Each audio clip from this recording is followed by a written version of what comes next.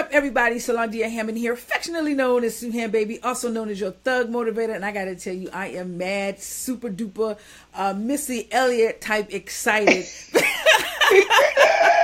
Yes. Because I have the great Tenita Johnson, who's a mother, an author, a playwright, writer, editor.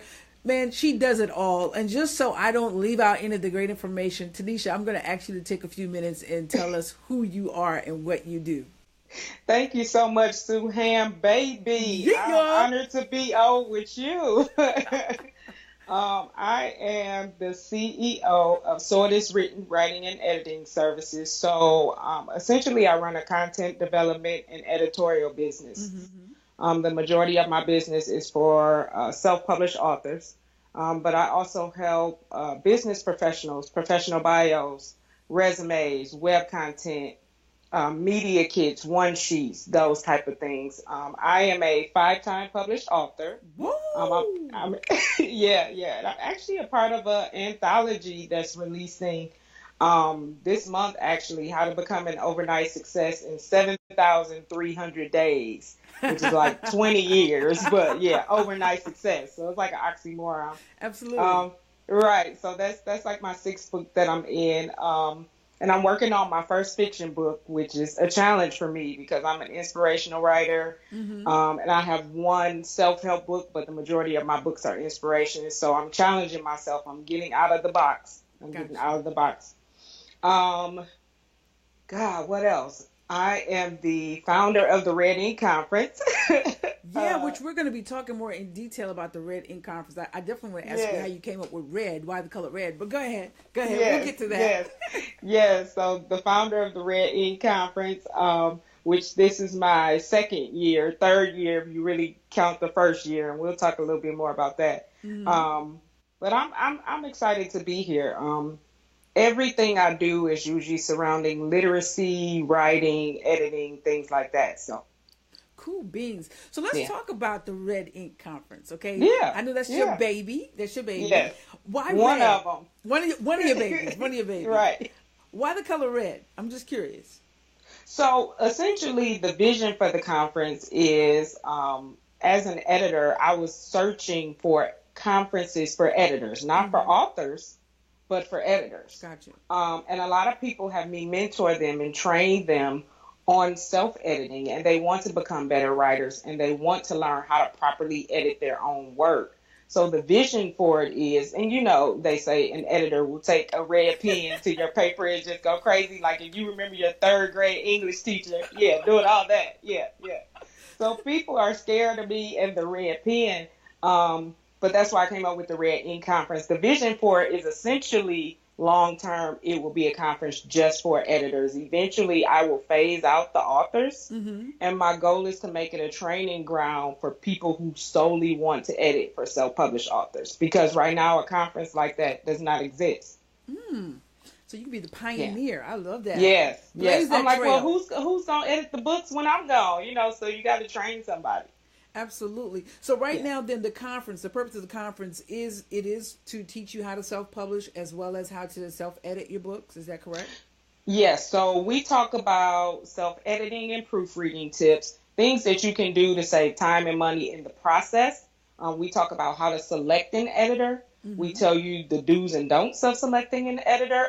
Just like any industry, there are sharks. And there are predators who prey on people. So we talk about the true self-publishing process. A lot of people don't know they have to register their book with the Library of Congress. They have to mail them a physical copy. A lot of people file the copyright and they think, okay, I'm a published author. But they haven't properly done all the steps to be a legal self-published author. This year, we're going to talk about marketing. Yeah. So I just learned something. I did not know that. Wow. Yeah. You got to register with the Library of Congress, and you actually, when you get your physical copies, you're responsible for mailing them a physical copy so that they have one on file for you. We're also going to talk about marketing to make money. A lot of people think, okay, I posted about my book on Facebook. I'm good. I'm marketing. No, that is not a secure marketing plan. And unfortunately, a lot of authors go into it with, well, I just want to write. So they just want to write. They're not thinking about the business side. They're not really thinking about a marketing plan, but we know if you don't have a plan, you plan to fail already. Absolutely. So we have Latanya Orr coming this year who's going to talk about marketing beyond social media. Mm-hmm. Because a lot of people, we kind of use social media as a crutch. Well, I get an e-flyer, or I use the graphic of my book cover and then I upload the Amazon link and I'm good. That's what I use for promotion. But is that really enough?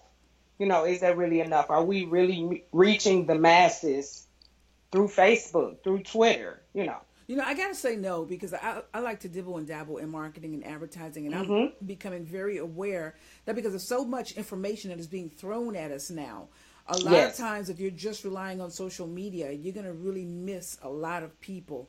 And I found through doing my stage plays that it has benefited me more so to get out and do the grassroots advertising, go out and meet people, go to events, go back to the old way of doing things. Sending out letters. Thank you notes, handwritten thank you notes. Right, because, that's become a thing of the past because of texts. We can text everything. So a handwritten thank you note, or even calling someone. And I found that tends to go a lot further than just relying on social media. Now, social media is still effective, but to be even more effective, I totally concur with you. You have to go and meet the world that is offline as well. Absolutely. And one thing that really works well for me, Sue, is I have 5 books, but for every book, I try and do an actual book launch party, a physical party where a lot of times I plan it around my birthday and I just make it a birthday party. Oh, man, that's a super idea. Yeah. But it's like, don't bring me a gift. I really need you. I need you to come and buy the book. That's come what on, I need somebody. You to do. Yeah. I need you to come and buy the book and buy all the books because I have 5. But a lot of people don't think that book launches are, of course I have to put money into it. Right. But I do really, really well at my book launch parties. There's usually a line of people from the time I sit down until I say, okay, we're done. 2 to 3 hours later. Oh, man. I've been signing books. I don't get to get up and get food or drink or anything. People are coming through the door. So I think people still like to see the author. They still want to shake your hand. They still want that book signed. They still want to talk to you about the book and, come out and support you. And a lot of people just kind of try and launch online. And it's like, is that enough? Who are you missing that won't see it on Facebook or won't see it on Twitter, You're absolutely right. I remember I self-published in 2012. I had no idea what I was doing. Matter of fact, there were no conferences like the Red Ink Conference. See? I wish there were, because I would have, saved a lot of time, headache, and maybe have more hair on my head, But right. Me and you both. Yeah. So, I had this unrealistic goal. Like, I was going to sell 1,000 copies as soon as I, stated on Facebook, I'm done with my book. Yeah. Man, I had a rude awakening. That is so rude not awakening. The case. Folks will they'll say congratulations all day long, but they ain't hitting that link to buy the book. So, that's what matters. And you're right. That's exactly what matters. And unfortunately for me, I didn't have a marketing plan. I didn't do a book launch. I didn't have the information that you and your team are going to be readily dispersing at the Red Ink Conference. So, for anybody in and around, and it's going to be in Detroit, right? It's in a suburb of Detroit. It's in Southfield. But Sue, it's crazy. It's blowing my mind. It's bonkers already. We have people coming in from North Carolina, Atlanta. Yes. North Carolina, Atlanta, New Jersey, New York, Louisiana, Ohio, Illinois. There are people coming in from all over. And I'm so glad this year that I did it at a hotel, because that allows them to be able to have a room and just come downstairs for the conference in the morning. And last year, it wasn't set up like that. But, my very first person to register was not a local person. It was somebody in North Carolina. Well, that says a lot about who you are and the character of your work. When you have people that are coming from all across the world to an area, to sit at your feet, so to speak, and get that knowledge, that says a lot about you and the character of your work. So, hats off to you. Kudos Thank you. to you, man. I love that. I'm honored. I'm so honored. And it's amazing. It's a great feeling, because I know that in the beginning it didn't always start out this way for you. You launched this conference 2-3 years ago? So I tried to launch the conference 3 years ago. And I lost probably a little over $1,000 Wow. because I had to cancel. I was actually booking it at the hotel that we're using now. Mm-hmm. And if you know anything about booking a hotel, it's like, well, whether 100 people show up or two show up, you have a minimum food and beverage amount Yes. that you have to meet. So it was like, I gave these people a deposit, but I can't really afford to give them the whole thing. And probably 30 days out, I had maybe 4 people registered. Oh, wow. And I had to give the monies back. It was like, I can't take the chance of getting to the day of and having 10 people in the room and having to pay thousands of dollars. So You what know, changed? What changed between then and now? my strategy, my Wow. strategy changed. I think I was trying to start too large, too Mm. large. If you recall me saying this was the exact hotel that we're using this year, but I'm at like 70% booked right now. And the conference And is still like a month away. the conference is still like over 30 days away. Yeah, it's still Wow. like 40 days out. So um, we are at like 70 people. I've capped it at 100 because I don't want to just pack people in a room. You know, I actually want to be able to touch people. I want them to be able to network, and I want people to be able to get their questions answered. And to me, you can't do that when there's 200, 300 people in a Right. room. You know, you get to hear the speakers, but you don't necessarily get to interact with the speakers and the other people at your table because there's just so much going on. Absolutely. Well, it's Yeah. obvious you're very passionate about what you do. Oh, I love it. Yeah, I mean, and it shows. I I mean, love it. it comes from you. What's the word? You exude that. Yeah, I'm trying to Yes, step up my exude. vocabulary Yes. here. I'm speaking to an editor and a 5-time author. Yes. But Yes. what I really like about you, Tanisha, is that you're not money hungry. You are really passionate too about helping that individual be successful. Yes. And so Yes. I love Yes. that. I love that. And one thing we did strategically, Sue, was when I sat down with my team, I wanted vendors, but I Mm-hmm. didn't just want any vendors. So people have come to me and said, "Can I sell my It Works? Can I sell my bags? Can I?" No.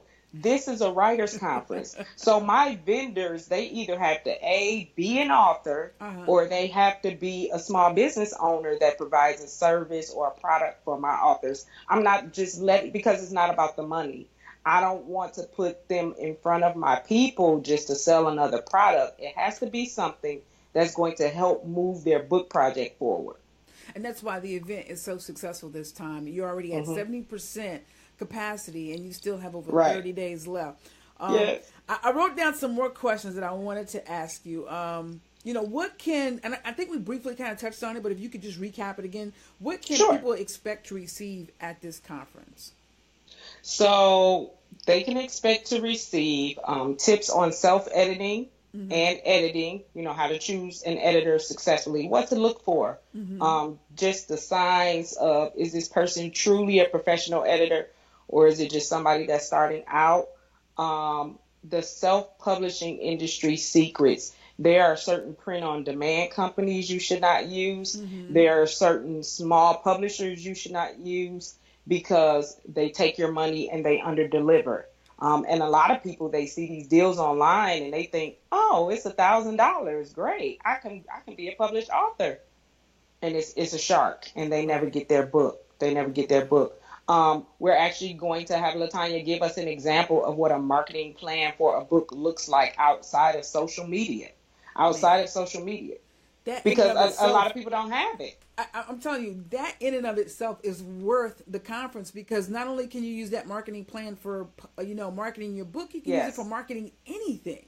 Yes, So, yes, uh, absolutely. And one of the things when we were planning, and she was telling me that a lot of people don't tap into is, just setting up book signings at bookstores. yes, It's like we don't tap into it. We're trying to push our books on Facebook and Twitter, and we're just yes. pushing, pushing, pushing people. And it's like, go sit in the local Barnes and Noble and hit up the readers as they come through the door, and sell there. But a lot of There's your people, market.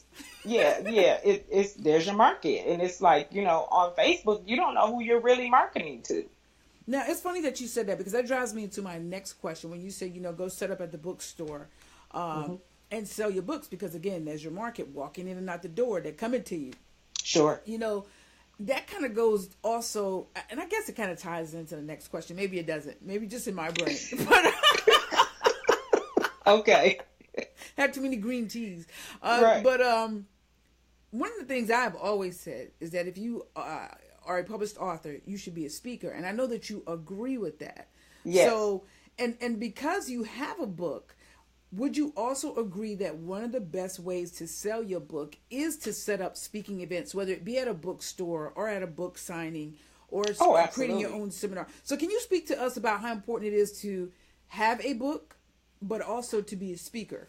So, okay, so here's the deal, Sueham, baby. I run into people who are doing the opposite. I run into the motivational speakers who are already speaking, who are already getting the thousands of dollars to come and speak publicly for corporations and everything, and they don't have a book. Wow. So once you speak, what do you sell? Because once you speak, now people are hungry, and it's like, oh, let me go to Sueham's table. Let me see what she got on her table. Let me get whatever she has. You know, I want to support her, because they're motivated from your speech. A lot of authors, you know, we're kind of like, now I'm an extrovert, but I'm a writer, and I like people. But most authors are introverts. They don't want to talk. They don't want to be in the light. They don't want to speak. They're afraid of public speaking, actually. And if you ask them about their book, they really can't tell you what the book is about. There really needs to be training on it, because it just, and we'll talk a little bit about that too. But basically, when you write a book, you become an expert. So naturally, people are going to pull on you. They're going to start calling you for interviews. They're going to start calling you to come speaking. And you have to know, okay, how much should I charge? And a lot of people don't know what to charge. It's like, oh, $150, and wrong answer. No. No, not for $150. No, ma'am. But no matter where you speak, whether you speak to a room of 20 or 20,000, you need to have product on the table, no matter where. And it's, again, you become an expert. Whether you want to be or not, once you write the book, you're an expert to the world. Absolutely. You know, when I wrote my book in 2012, and I'll be quite frank with you, I had no idea what I was doing. I felt compelled to do a book. And so I did a book in 2012, self-published it. I would be embarrassed for you to read it because it does have grammatical errors. Send it to me, Sueham. Send it to me. So again, there was no red ink conference around in 2012. So I was feeling my way through it. But here's the great thing about it. Even though it was not perfect, Tanisha, it opened the door up for me to go and speak different places. And like you said, because a lot of times I was trying to sell my book beforehand and no one will buy the book. But as soon as I came off that stage from touching the microphone, now everybody, where's your book? Where's your book? And I was like, wow, this is crazy. But it's like you have to prove yourself first. Yes. And I want to go back to a statement you made, and you said the doors open. And I've been kind of posting that on social media. You have. And I say that a lot. I tell people, get excited about the doors, not so much of what's on the other side of those doors, but get excited about the doors, because doors to me equal opportunity. Absolutely. They equal opportunity. And so people write the book and they just look at it as a book, but your book could turn into a conference, an ebook, an audio book, a play, you know, so much more. It's like 7-8 different streams of income tied to a book. And a lot of people just see it as, oh, I wrote a little book. No. Speaking alone, people get paid thousands to speak. Thousands. True. So if you're a motivational speaker and you write motivational, inspirational books, tap in, because there's a wealth. There is no shortage of motivational speakers in the world. People are calling from all over. So I would say bloom wherever you are planted, you know, whatever city you're in, expand there, and then try and go out of the state and out of the country. But you got to market. And something I want to say, too, is because I was of that mindset. I was like, man, it's just a little 73-page book. Nobody's really going to take this thing seriously. You know, I was, you know, subconscious, because I was like, it's not long enough. It's, you know, and I'm like, I don't have, you know, a PhD. But here's the beauty of that 73-page book. People were reading that book, and people were sending in testimonies saying that my story was helping them to save their lives.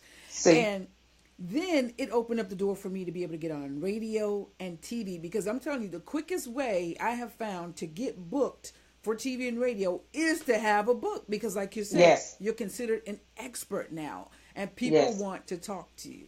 So Yes. And it's like write the book to get booked. And yeah. again, right, right. And it's like I go back to the statement of, okay, I know authors are afraid to speak, but I can almost tell you that when I come off a stage, the energy, the adrenaline that I have, I'm on a natural high than I ever get from publishing a book. It's on a whole nother level. Like I can't even explain it. If I have an audience that gives me positive energy and we've laughed and had a good time, I'm on cloud nine. Absolutely. And I got paid to do it, and I'm selling books. Come on, somebody. Yeah. You know what I'm saying? And traveling, staying in nice places. I mean, you can't beat that. So and saving lives. You know, transforming lives. So it's like a win-win-win-win-win situation. So we highly encourage anyone who's watching this right now that if you have that book in you, to go ahead and get it out. Let me ask you something, Tanisha. If people cannot make it to the conference, is there a way that they can connect with you afterwards? Maybe they could work with you one-on-one as a coach?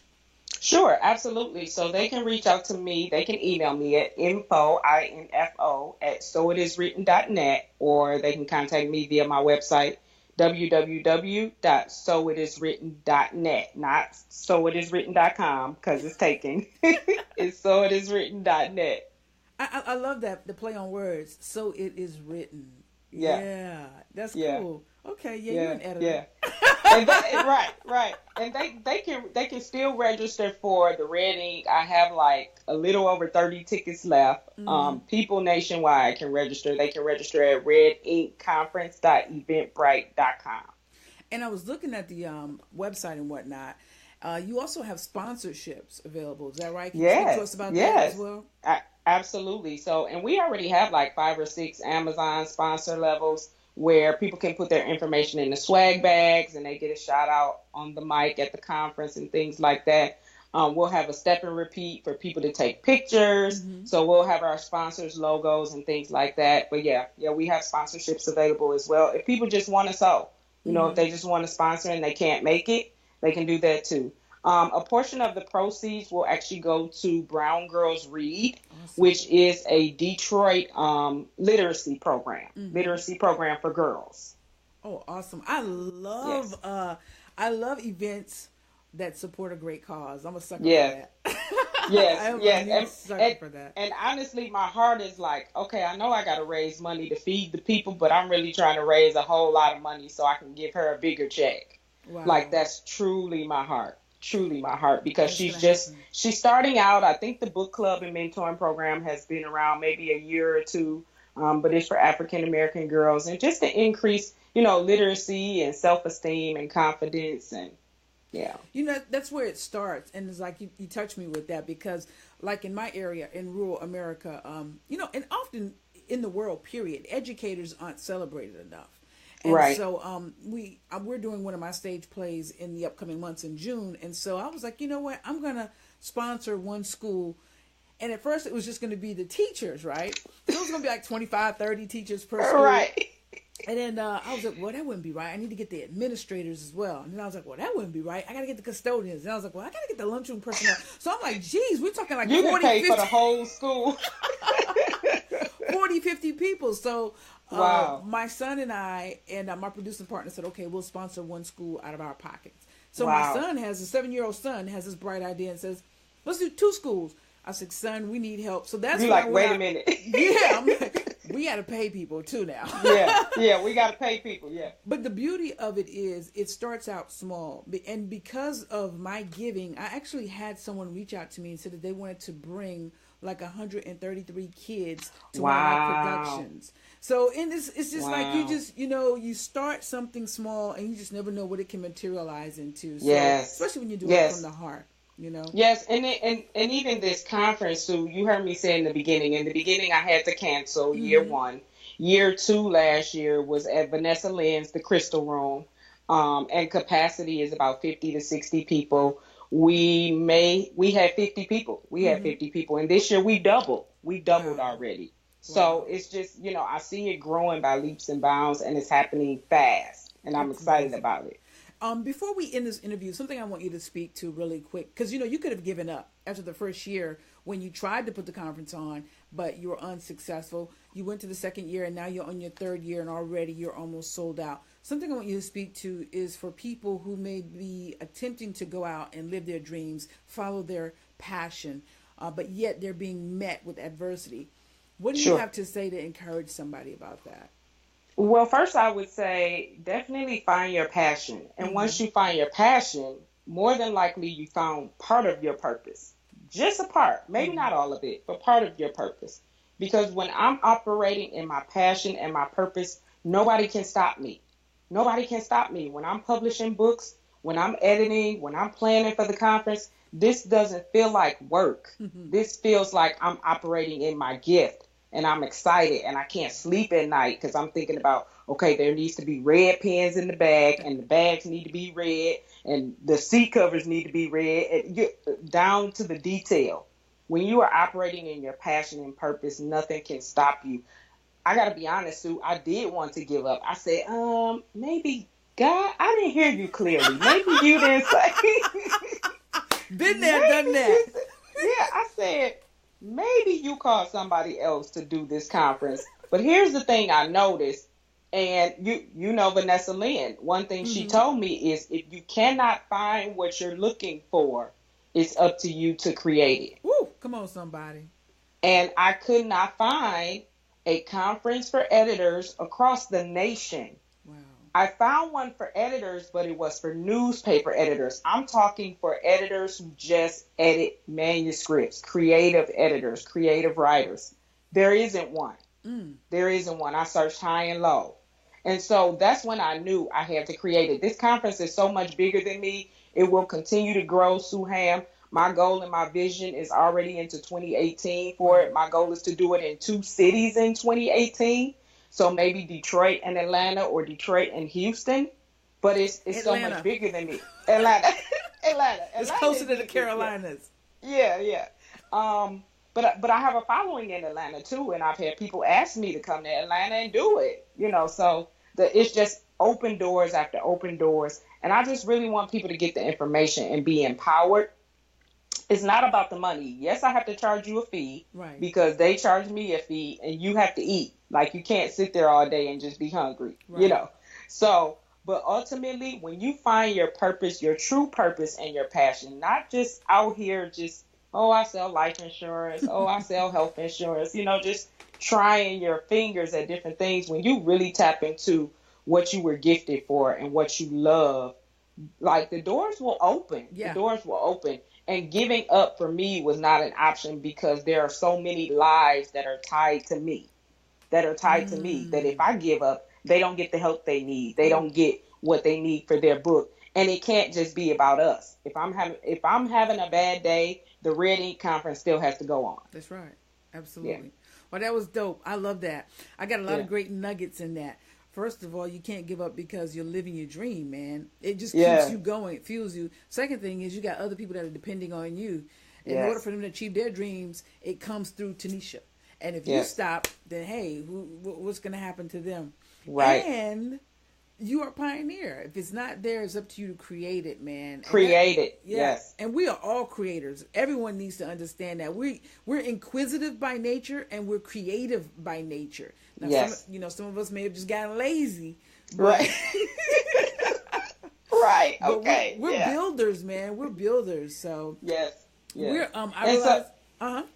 No, I was just saying, my goal is really to empower the authors. When I come, I bring a lot of energy. Yes. Some people say, I'm too straightforward, but I like beat people over the head into writing a book. I don't care. You may not like me. Yes, you do.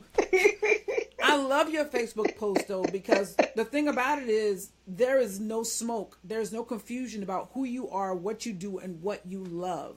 And so I have to tell you that your marketing strategy is just really easy to read. I Oh, know good. who you are. I know what you do. I know what you love. And that's what I love about you. There are no questions. So for anyone who's watching this, listen, whether you're close to where the conference is or you're not, you need to get there because you want Yes. to connect with Tanisha. This lady is doing amazing things, 5-time author, editor conference, pioneer in creating Yes. that. So you're just amazing. And like I said, you're straightforward. And with I you, love it. what you see is what you get, and you're passionate about it. And that's what I love, because I feel like the Yes. world is lacking passionate, gifted people. People have gifts, but they're not passionate about it. They're not excited Right. about it. And I'm like, Right. man, what is wrong with you? Do you know you're sitting on a gold mine? Sitting on a gold mine, Sueham. And unfortunately, a lot of people say, "Oh, well, I don't write well. I don't really want to write the book. I know there's a book in me, but I can't find the time." And it's like, once you release the book and the doors open, there's your wealth. There it is. I tell people all the time, there's no reason you should be broke. No. There's no reason you should be broke. We all were given gifts. We all were imparted with something. So you have to tap in, and everybody's an expert in something. Yeah. I'm among the conversation to say that everybody should have a book. Find whatever you are an expert at and write a book about it. I don't care if it's selling shoes on the street corner. Mm-hmm. Write a book about it. Come on now. You know, I mean, whatever you're an expert in, and a lot of people don't see it that way. But that, like you said, that opens the doors to your wealth. It does. It opens the doors. It really, really does. Well, listen, I know I've taken a lot of your time.